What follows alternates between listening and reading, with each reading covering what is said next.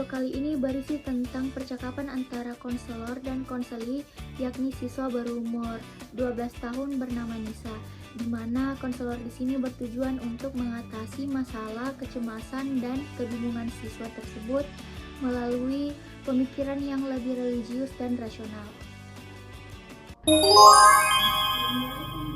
Waalaikumsalam, masuk.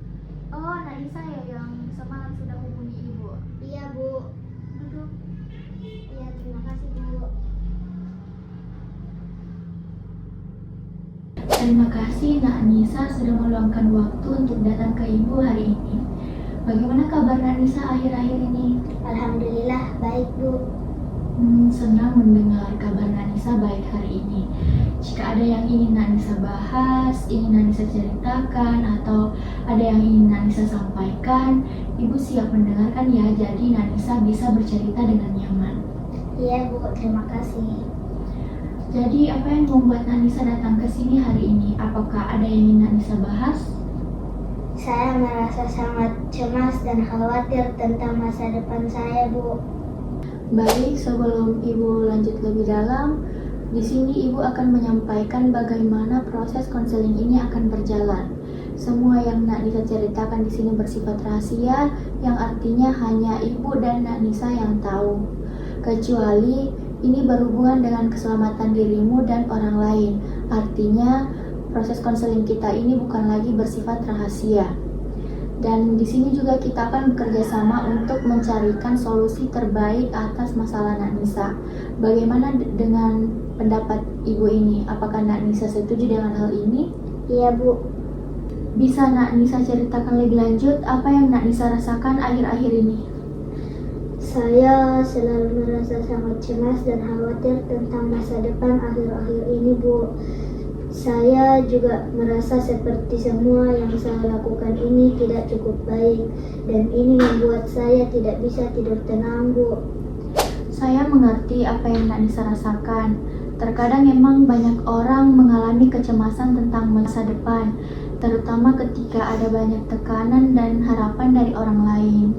Jika Nak Nisa tidak keberatan, bisa Nak Nisa ceritakan lebih detail apa yang paling sering mengganggu pikiran Nak Nisa akhir-akhir ini?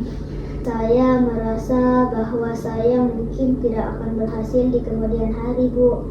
Saya khawatir masa depan saya tidak cerah dan tidak bisa jadi apa-apa. Dan setiap kali saya berpikir tentang itu, saya merasa sangat tidak berharga, Bu. Terima kasih Nak Nisa sudah berbagi cerita dengan Ibu hari ini. Dari apa yang Nak Nisa tadi ceritakan, sepertinya pikiran-pikiran negatif ini sering muncul di pikiran Nak Nisa ya. Dan itu yang mungkin memperburuk kecemasan Nak Nisa akhir-akhir ini. Jadi, mari kita sama-sama mengidentifikasi masalah tersebut. Ketika Nak Nisa merasa cemas atau khawatir, apa pikiran pertama yang muncul di benak Nak Nisa? Saya biasanya berpikir bahwa saya akan gagal, Bu, dan merasa bahwa saya tidak cukup pintar atau tidak cukup baik untuk saat ini. Saya merasa seperti orang lain selalu lebih baik daripada saya, Bu. Pikiran seperti saya akan gagal atau orang lain selalu lebih baik dari saya itu adalah bentuk dari pola pikir yang bisa kita sebut pemikiran negatif atau distorsi kognitif. Biasanya pemikiran ini seringkali tidak berdasar pada kenyataan, melainkan lebih pada rasa takut yang terus-menerus. Dalam Islam kan kita diajarkan untuk selalu bersandar kepada Allah, karena kita tidak sendirian dalam menjalani kehidupan ini. Semua usaha dan hasil kita ada dalam takdir Allah Subhanahu wa Ta'ala. Baik, Ibu ingin menanyakan kepada Nak Nisa. Nak Nisa pernah tidak memikirkan bagaimana peran keimanan dalam menghadapi rasa cemas ini? Apakah ada ajaran agama yang mungkin bisa membantu Nak Nisa meredakan pemikiran negatif Nak Nisa tersebut? Saya tahu Bu bahwa dalam Islam kita diajarkan untuk tidak berputus asa dan selalu berusaha. Tapi kadang-kadang sulit untuk benar-benar percaya bahwa semuanya akan baik-baik saja Bu. Memang benar, terkadang kita merasa jauh dari keyakinan tersebut, terutama jika kita menghadapi tekanan yang begitu besar. Namun, kita harus selalu mengingat firman Allah dalam Al-Quran yang mengatakan sesungguhnya setelah kesulitan pasti ada kemudahan. Quran Surah Al-Insyirah ayat 6, di mana ayat ini itu mengajarkan kita untuk bersabar dan meyakini bahwa setelah kesulitan yang kita hadapi itu pasti ada solusinya. Jadi sekarang bagaimana kalau kita mencoba pemikiran negatif Nisa tersebut menjadi sesuatu yang lebih positif, yang sesuai dengan ajaran agama kita. Bagaimana caranya Ibu?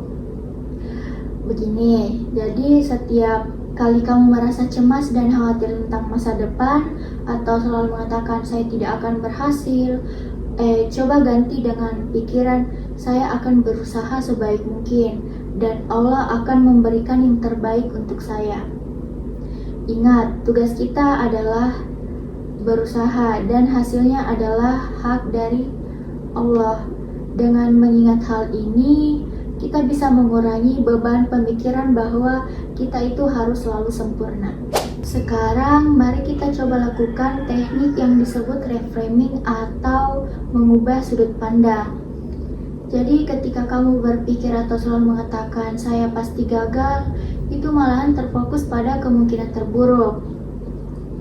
Jadi, coba kamu bayangkan bagaimana jika sebaliknya. Bagaimana jika kamu berpikir atau mengatakan, saya pasti bisa berhasil jika saya berusaha keras dan Allah pasti membantu saya. Iya Bu, itu terdengar lebih baik. Tapi kadang saya tetap merasa sulit untuk percaya. Ketika saya mencoba untuk berpikir positif, kecemasan itu kembali muncul Bu.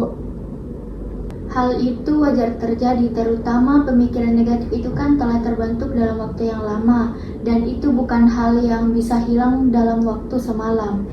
Namun dengan latihan terus-menerus, mungkin kamu bisa mulai menggantikan pemikiran negatif tersebut menjadi pemikiran yang lebih rasional dan sesuai dengan ajaran agama kita.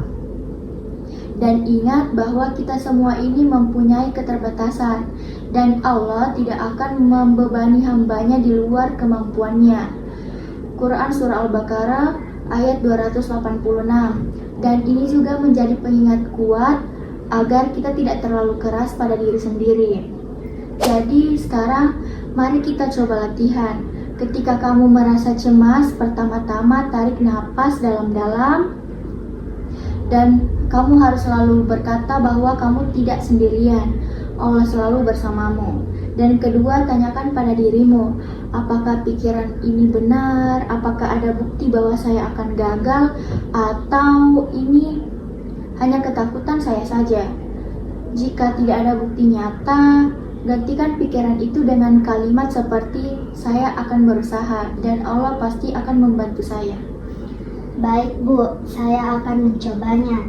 Dan sekarang saya jauh lebih baik dari yang sebelumnya. Alhamdulillah, saya senang mendengar Nisa sekarang menjadi jauh lebih baik dan jauh lebih tenang daripada sebelumnya. Dan ingat, setiap kali kamu merasa cemas, ingatkan diri untuk kembali pada Allah dan gunakan pendekatan ini. Dan kita juga bisa berdoa bersama untuk memohon kekuatan dan ketenangan. Jadi mari kita berdoa bersama-sama ya. Ya Allah, berikanlah kepada kami ketenangan hati, keyakinan yang kuat, dan kekuatan untuk menjalani setiap ujian yang Engkau berikan. Tuntunlah kami agar selalu berserah kepadamu dan menjalani hidup ini dengan ikhlas dan penuh keimanan. Amin. Insya Allah Ibu yakin kamu pasti bisa melalui ini semua. Teruslah berlatih dan jika kamu merasa butuh bantuan Ibu, Ibu selalu ada di sini untuk mendengarkan. Sampai jumpa di sesi berikutnya ya. Baik Bu, terima kasih. Saya pamit ya Bu. Ya, hati-hati Nisa.